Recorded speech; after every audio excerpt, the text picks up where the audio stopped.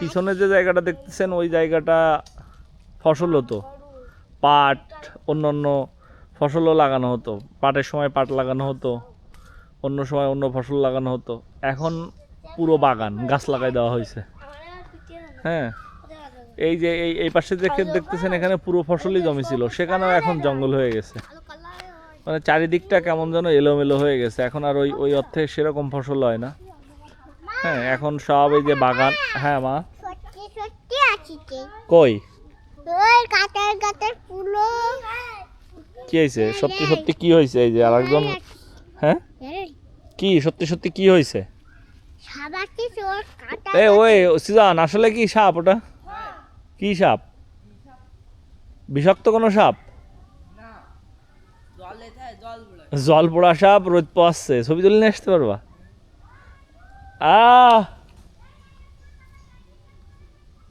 হ্যাঁ, আসতেছি। এই এই হচ্ছে বর্তমান অবস্থা। এখন এখানে কি তাহলে এখানে মাছ ছাড়ো না?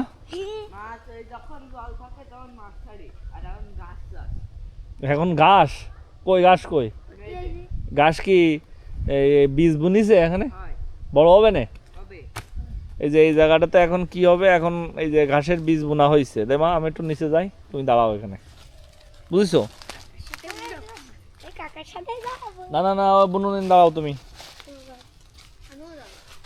এই যে এখানে হচ্ছে এই একই সব ঘাস। কই এই লাল ঘাস? এই ঘাস বড় হবে গরুরে খাওয়ানোর জন্য।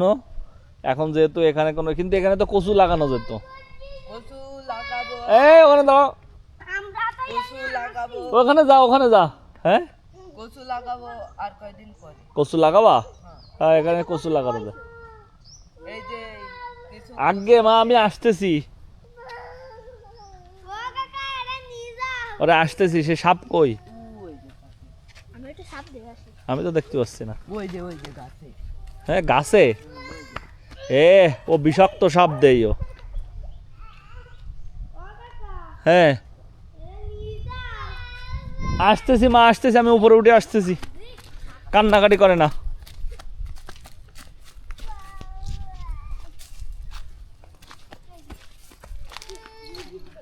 আসতেছি।